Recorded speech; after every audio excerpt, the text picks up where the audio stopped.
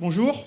Alors, j'avais intitulé cette communication Le contemporain comme patrimoine, faire avec les lycées, mais en fait, c'est plus le vivant comme patrimoine, faire avec les lycées, puisque cette présentation va s'interroger sur quelques aspects des pratiques pédagogiques contemporaines et de la vie des lycées, et surtout sur la manière dont ces aspects peuvent intégrer une collection, en l'occurrence celle du Musée national de l'éducation.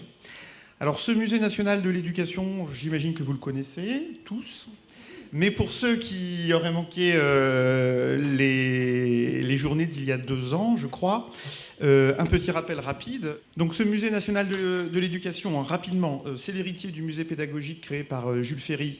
Ah mais du coup ça va trop vite.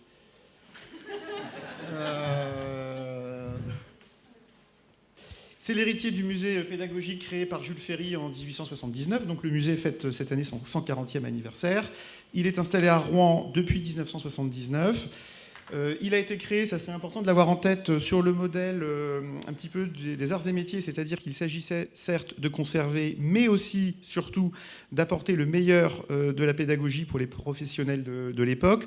On est en 1879, donc juste avant les fameuses lois Ferry. Aujourd'hui, il est riche de 950 000 objets et documents du XVIe siècle à nos jours. Et c'est un musée d'histoire, mais aussi de société, ça c'est important, vous allez comprendre pourquoi, qui s'intéresse aussi aux enjeux les plus contemporains de l'éducation. À ce titre, donc, les témoignages matériels du vivant, de ce qui se passe dans les établissements scolaires aujourd'hui, ont toute leur place dans cette collection. En écho donc à la volonté première des fondateurs. Alors, un musée de lieux à Rouen, mais mieux vaut venir respirer le bon air de Rouen pour juger. Des collections en lien avec les lycées très classiques qui proviennent de différents établissements, donc du matériel didactique, type instruments scientifiques. Là, vous avez une belle machine de Wimshurst. Des moulages de... Je vais dans le mauvais sens, décidément. Des moulages de plâtre, des modèles botaniques, notamment les fameux modèles Ozu dont il a été question tout à l'heure, des planches didactiques, des travaux d'élèves, 90 000, dont seulement 4 108 pour la région Grande Aquitaine. Donc peut-être des acquisitions à venir pour mieux documenter le territoire. Une collection photographique pléthorique, 400 000 clichés, qui sont autant de sources d'ailleurs pour vous. Là, je vous ai mis quelques photos qui montrent... J'aurais pu prendre un lycée aquitain, ça aurait été bienvenu. Il s'agit d'un lycée de Reims, donc vers 1910 et en 1960. Photographie, pour la plus récente, issue du fonds IPN, Institut pédagogique national, qui a envoyé dans les établissements scolaires, mais pas seulement, on a aussi diverses situations éducatives non scolaires, des photographes des années 50 au début des années 2000. C'est un fonds extrêmement précieux pour la recherche. Alors, ceci étant, si vous visitez le centre d'exposition du musée, vous verrez que le lycée y est très peu présent, puisqu'en fait le parcours permanent est centré quasiment exclusivement sur l'école primaire, notamment sous la Troisième République. En fait, l'histoire des lycées est évoquée par le biais notamment d'expositions temporaires. J'ai évoqué ce matin très rapidement l'école en Algérie, l'Algérie à l'école, mais on a aussi eu cette exposition sur les modèles Ozu l'année dernière, enfin, une exposition qui vient de s'achever d'ailleurs, qui présentait une collection issue du lycée Corneille de Rouen. Dans la mesure où le musée s'intéresse aux contemporains, aux vivants, on s'interroge sur la manière de patrimonialiser ce vivant, notamment en termes de pratiques pédagogiques. Comment on fait patrimoine avec ce qui se passe aujourd'hui dans les classes. En termes de matériel et d'espace, comment par exemple l'usage de plus en plus prégnant du numérique modifie les lieux et leurs usages. Les questions socialement vives qu'on n'évite pas, mais qu'on aborde et qu'on affronte.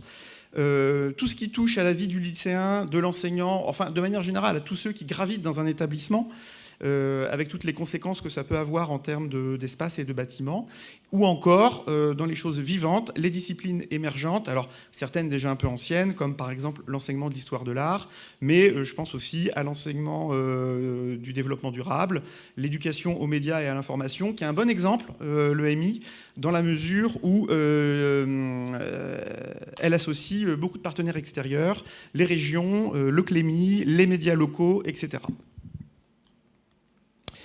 Alors, je vais concentrer mon propos sur deux exemples. Le premier, c'est les TPE. Donc les enseignants qui sont dans la salle voient à peu près de quoi je parle. Pour nous, c'est un sujet extrêmement intéressant. Pour rappel, donc décidément. Pour rappel, les TPE, travaux pratiques encadrés, ont été créés en 2000. C'est une expérience pédagogique qui a duré à peu près 20 ans, puisqu'elle a cessé en 2019. Et elle consistait donc en un travail réalisé par les élèves dans une optique d'initiation au travail de recherche. Là, il y a un écho avec ce qui a été présenté auparavant, dans une perspective de transdisciplinarité, avec des croisements de matières, la rédaction d'un dossier avec une soutenance, donc des compétences variées à mettre en œuvre, des sujets au choix des élèves, et concrètement une pratique qui utilisait des espaces variés, salle de classe, CDI, salle informatique, éventuellement bibliothèque extérieure, etc. Dans tous les cas, une pratique qui influe sur l'usage des lieux. Le Musée national de l'éducation, on s'en est rendu compte cette année, sur les 90 000 travaux d'élèves conservés, ne conserve que 17 exemplaires de TPE, tous datés de l'année scolaire 2004-2005, donc c'est assez pauvre, vous voyez. Il nous a semblé important de travailler dans les mois à venir sur l'enrichissement de cette collection. D'une part parce que c'est une nouvelle typologie dans la catégorie de travaux d'élèves, déjà riche de plusieurs types, cahiers de cours, devoirs, dossiers, travaux d'art plastique, etc. D'autre part parce qu'il s'agit ici du témoignage matériel d'une démarche pédagogique spécifique, d'une manière d'enseigner. Le musée conserve de très très nombreux exemples de témoignages matériels, par exemple de la leçon de choses, qui était une manière d'enseigner dans l'école primaire de la Troisième République jusqu'au tout début des années 50. Et à ce titre, c'est intéressant, je pense, de mettre en perspective les choses en patrimonialisant une expérience pédagogique plus récente. Et puis aussi, ces TPE, enfin en tout cas les dossiers produits dans le cadre des TPE sont intéressants dans le témoignage qu'ils apportent de la manière dont une tranche d'âge perçoit un sujet à un moment donné. Là, je vous ai mis un exemple. Bon, les exemples conservés au musée ne sont pas renversant en matière de thématique, mais ici, par exemple, sur ce TPE qui date de 2004-2005, le sujet choisi par les élèves était le tsunami, l'information retranscrite par les différents journaux. On en a aussi sur la marque de glace Häagen-Dazs, je crois, et sur une marque d'automobile dont j'ai oublié le nom. Alors, la question qui se pose aujourd'hui, c'est comment procéder pour cette collecte, dans la mesure où les dossiers, quand ils subsistent encore, sont provisoirement conservés dans les établissements, mais avec quel devenir ? Il y a ici, pour le musée, une nécessité très vive de se rapprocher des établissements, la plupart du temps des professeurs, idéalement des élèves qui ont produit ces documents, mais l'expérience ayant cessé, c'est désormais un peu tard, pour définir ensemble, c'est-à-dire le musée, mais aussi les producteurs, ce qui va faire patrimoine dans ce corpus, avec des critères qui restent à définir, l'essentiel étant d'avoir une certaine représentativité qui est évidemment dans ce patrimoine du banal, de la série, le critère essentiel. Dans tous les cas, il y a pour le musée ici une véritable urgence, dans la mesure où les établissements ne conserveront pas indéfiniment ces traces donc d'une expérience pédagogique qui a cessé, et dans la mesure aussi où il est assez imprudent de compter sur les remontées par le biais des familles d'ici quelques années, selon la méthode traditionnelle à laquelle le musée est souvent confronté, donc des dons réalisés par les parents plusieurs années après la scolarité de leurs enfants ou par les anciens élèves eux-mêmes. Dernière question d'ailleurs concernant ces TPE, ça pose aussi la question de la patrimonialisation d'une réforme. Comment est-ce qu'on patrimonialise le mouvement? Comment est-ce qu'on patrimonialise les débats partisans, opposants à ces réformes? Dans tous les cas, ici, le musée joue un rôle de remise en perspective historique du contemporain. Alors, deuxième exemple, le travail mené actuellement par le musée sur les questions liées aux LGBT-phobie en milieu scolaire, dans le cadre d'un projet d'exposition qui portera sur les adolescents et l'amour en 2024. Le musée s'est rendu compte qu'il avait très peu de documents sur le sujet. Et en travaillant avec les établissements, enfin en commençant à interroger les établissements, on s'est rendu compte que l'axe principal qu'il fallait que nous adoptions, c'était celui des intervenants en milieu scolaire, des associations comme SOS Homophobie, le Refuge, les centres LGBT, avec lesquels nous devons instaurer un dialogue pour à la fois réinterroger les collections du musée, c'est-à-dire revoir les pratiques d'indexation qui permettent de rendre visibles les collections du musée déjà anciennes dans ce domaine, et puis surtout pour acquérir des objets permettant de témoigner du contemporain. Et c'est là que se pose la question du faire avec les associations intervenant en milieu scolaire. Donc là, je vous ai mis par exemple à gauche des petits papiers rédigés par les élèves dans le cadre d'interventions réalisées par le Refuge au lycée professionnel Colbert de Petit-Quevilly, dans la banlieue de Rouen, mais aussi en faisant avec les enseignants, avec les infirmiers, beaucoup, avec les élèves eux-mêmes, évidemment. Je pense ici, par exemple, au centre, à ce travail qui est rentré dans les collections, qui a été réalisé par un élève en transition pour le bac d'art plastique 2017 et qui a réalisé son travail à partir de son expérience personnelle.